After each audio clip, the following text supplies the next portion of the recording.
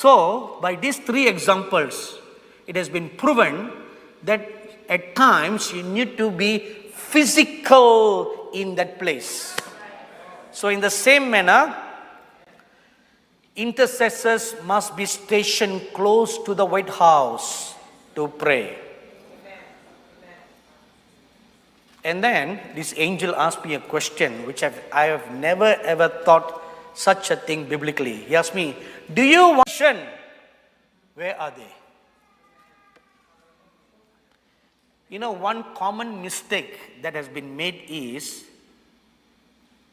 for example, Miracle Center organized 31 days of prayer for the election. Not only Miracle Center, there were many churches, many prayer groups all over the nation, from the East Coast to the West Coast, that were gathering to pray. Now that the election is over and the desire of your heart has come to office, have you let your guards down? Why have you let your guards down now? This has become a problem now. Where are the intercessors who are supposed to pray for him and the nation? Question number one. They are supposed to guard the White House, the office and the residence of the president. They are supposed to guard the White House standing in four corners. Just like how the four living beings stand around God's throne. Revelation chapter 4, verse 6 to 8. Now, I want you to imagine like this. Let's suppose this pulpit is the throne of God. According to Revelation chapter 4, verses 6 to 8, there was one living being standing in this position, another living being standing in this position, and the third standing in this position, and the fourth standing in this position. Four living beings standing guard around the throne of God. So now the similar word comes. They are supposed to guard the White House in four corners. Now I can't explain to you where the four corners are. I am just a mailman. So I'm delivering the word to you as how I have received. Why it is important for you to stand guard in the four corners of the White House? Because attacks from four areas will come against the president. What are the four areas? Number one, media. Number two, politics. The involvement with other nations. That is another attack. A good example is this. Israel went to war with Iran, and US was standing behind just watching. They did not get themselves involved. But at the tail end of the war, they sent their bombers and they bombed the nuclear facility in the one part of Iran. Now, what was the result of that? Iran attacked the US interest in Qatar. So sometimes you become needless casualties of war. It's not your war. You become a needless casualty of war. So that is the second thing. Politics. Involvement with other nations. Number three, opposition. Opposition group. In this case, who is the opposition group? The Democrats. Number four, his own Republicans. They are the dissenters who oppose him. Is it correct? The fourth point, even within the Republican Party, there a group that oppose him They, however, do not rebel against him openly because they want to stay in power. They want the Republican Party to stay in power. So now you have 4 areas that you need to stand guard against: media, politics, opposition group, and his own people.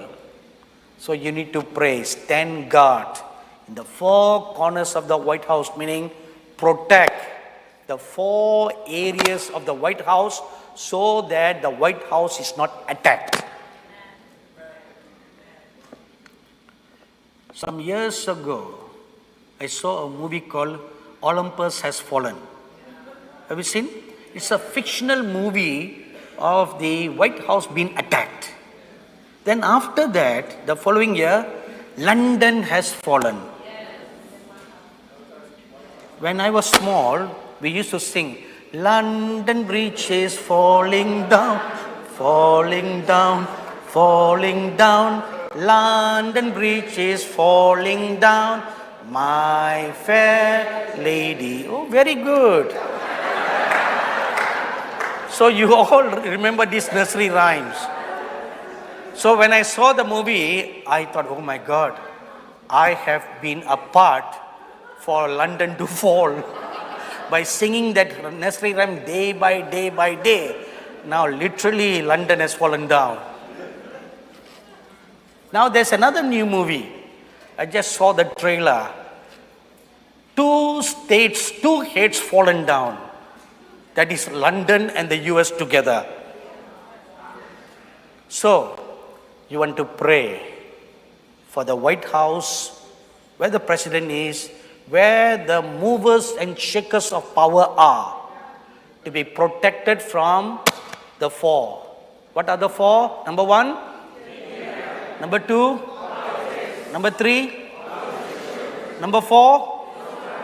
Good. The next point. Intercessors to station close to the White House to pray. Now, why is this important? Intercessors to station close to the White House so that you are in close proximity to the White House, physically in close proximity to the White House to pray. Now, why can't you pray from wherever you are? Why go there? Of course, you can pray wherever you are, but there is also some strategic reasons why. Sometimes you must physically be at a certain location. A good example of this is God told Israelites, wherever the sole of your foot treads upon, that I will give to you. Which means your soul, your foot must physically walk the place. Wherever it walks, wherever your foot touches, that belongs to you. But if your foot don't go there personally, then you won't inherit that place. You must physically be there. Because your presence is not just your foot. I tell you one secret. When you go, the army of angels follow you. The army of angels follow you. And when you stand to pray, a small contingent is stationed there when you move to your next location. They are stationed there. I have seen this in my ministry in Nepal and in Tibet.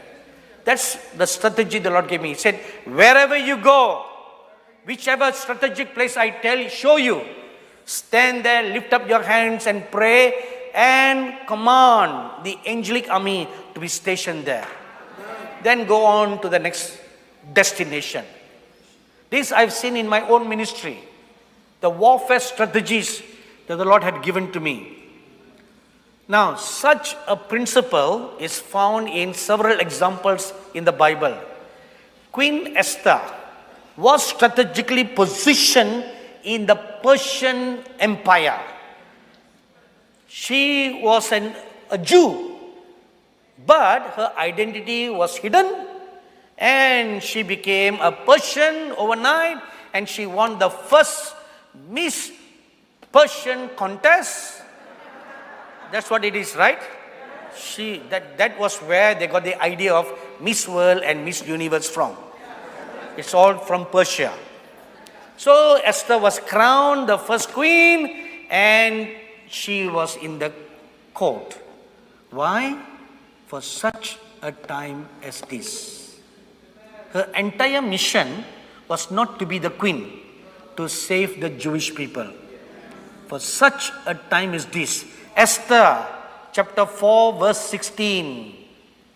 She fasted and she prayed, and then she went and stood before the king to make a petition on behalf of the Jewish people. So you must be there in the location. Example number 2, Nehemiah. Nehemiah chapter 1 verses 4 to 11. He too was in Persia. He was the cupbearer to the king. And because of his nearness and closeness to the king, he could make petition to the king for the salvation of Jerusalem, for the rebuilding of the walls of Jerusalem and the temple in Jerusalem. Positioned there before the king. Example number 3, Daniel in Babylon and Persia. Daniel chapter 9 verses 3 to 4. Chapter 10 verse 2 to 3. Daniel was there in the Persian palace, in the Babylonian palace, and he was interceding and could talk to the king. Talking to the king is making intercession to the king. So, by these 3 examples, it has been proven that at times you need to be physical in that place. So, in the same manner, intercessors must be stationed close to the White House to pray.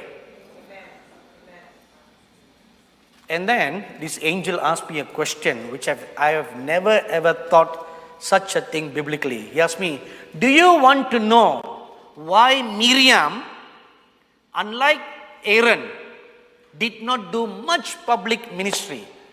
Suddenly I thought, yeah, that's right. Why? Then he said, because she was called to be Moses' personal intercessor. That's her ministry. Praying for her brother, the chosen prophet of God. That was her ministry. But if you go back to the time that Moses was born, Miriam was doing that right from that time.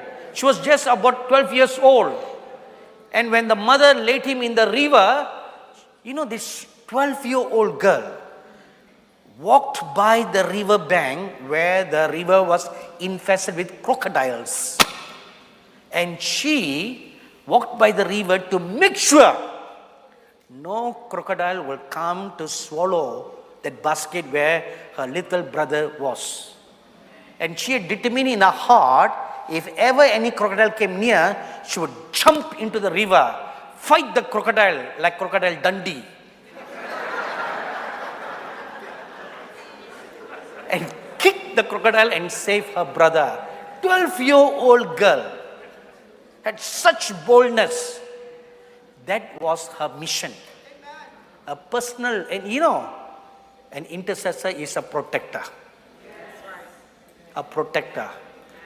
So that's what Miriam did. Protecting her little brother, and then when he became the prophet of God, she covered him with her prayers. In the same manner, intercessors must be positioned in the 4 corners near the White House to pray for the president.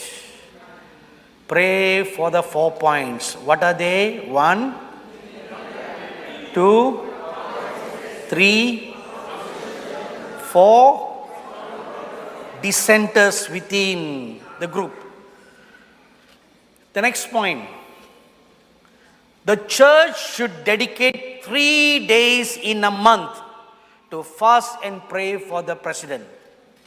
Every church, every prayer group must set aside 3 days in a month, every month, to fast and pray for the president. Why? Because the remaining days of his presidency are crucial. 4.5 years remaining, right? Am I right?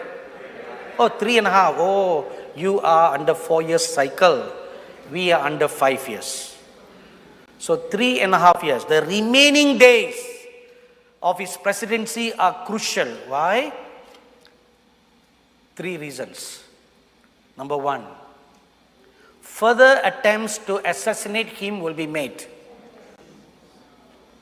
Number 2, the haters of Zionism will plot against him inside the nation and without foreign intervention. And thirdly, if the church fasts and prays for him, then we, the angels, will bolt our protection around him.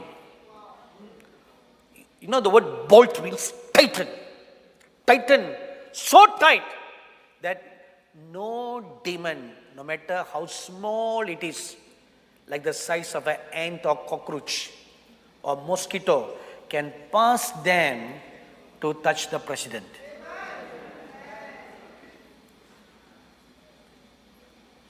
The next point. Witchcraft prayers are done against him in this nation. Now, this is not something new, but there is news for you. Again, within the church and without, means outside, real witches praying against him, and there are also witchcraft prayers done against him in the church. Do you know this? So, how do Christians pray witchcraft prayers? When you pray your own will to be done, that is witchcraft prayer. Your own will. I want this to be done, Lord. I want that to be done, Lord. A lot of people write to me for prayer requests. Pray that my husband will become like this, like that, like this. So there was this woman who was praying very ardently, and she saw a vision. So in the vision, she came and she saw something, right? So she came and told her husband, darling, I saw this vision. In the vision, I saw you giving me a diamond necklace, a diamond ring, diamond bangles, diamond anklets, everything diamond. No silver or bronze, all diamond. So then she said, I saw this dream that you are giving me all this for my birthday.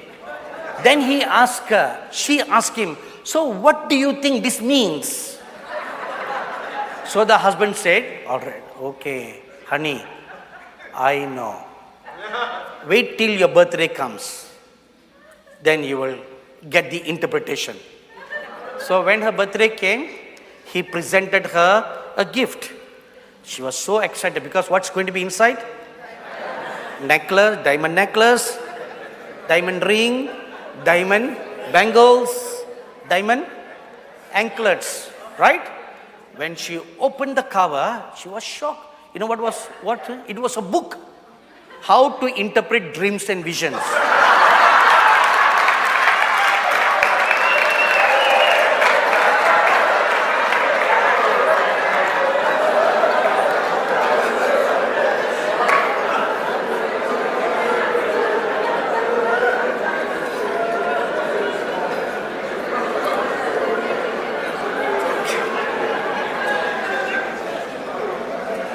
Hey, she wanted to know the answer, right?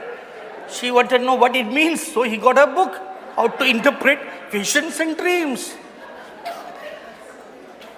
Now, when you pray your own will, that is witchcraft prayer. So in the church, They are praying witchcraft prayers. Lord, remove our pastor. Lord, remove this. Am I right, everybody? There are prayers going on. That is why the poor pastors become sick. They get attacked. Because when you pray witchcraft prayers, the demons will come to answer such prayers. And the poor pastor comes under attack. The poor pastor's wife, the poor pastor's family, they all will come under attack because you open the door. So-called intercessors.